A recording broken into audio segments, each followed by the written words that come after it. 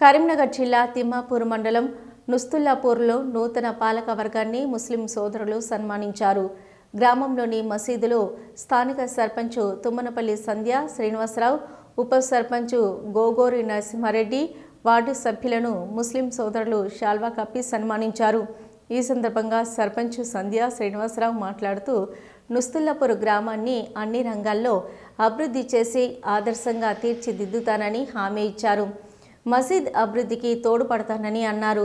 జిల్లాలో 950 మెజార్టీతో తనను గెలిపించిన గ్రామ ప్రజలకు కృతజ్ఞతలు తెలిపారు.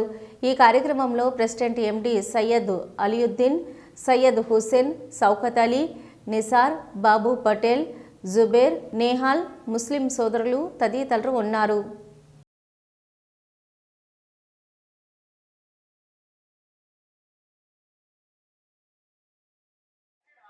నేను వస్తున్నా మసీదులో వస్తున్నా ఫోన్ మాట్లాడు కొంచెం.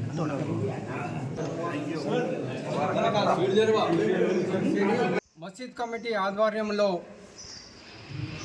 మన కొత్తగా ఎన్నుకోబడిన సర్పంచ్, ఉప సర్పంచ్, వార్డు మెంబర్లకు ఘనంగా సన్మానించడం జరిగింది.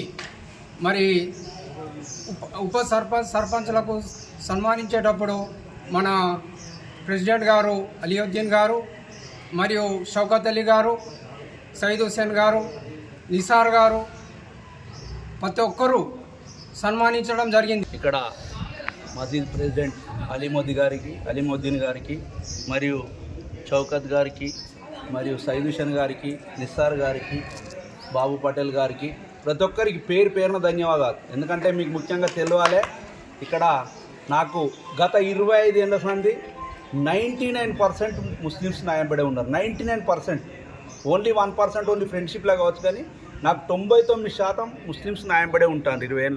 20 ఏళ్ళల్లో వాళ్ళకు చేసింది చాలా తక్కువ. ఇప్పుడు నేను ఒకటి హామీ ఇచ్చిన వీళ్ళకు కబ్రస్థాన్ కాడ సర్వే చేయించి దానికి ఒకటి కాంపౌండ్ వాల్ పెట్టేయాలన్న ఆలోచనతో నేను ఒక హామీ ఇచ్చిన వీళ్ళందరికీ. హామీకి 100% కట్టుబడి ఉంటా.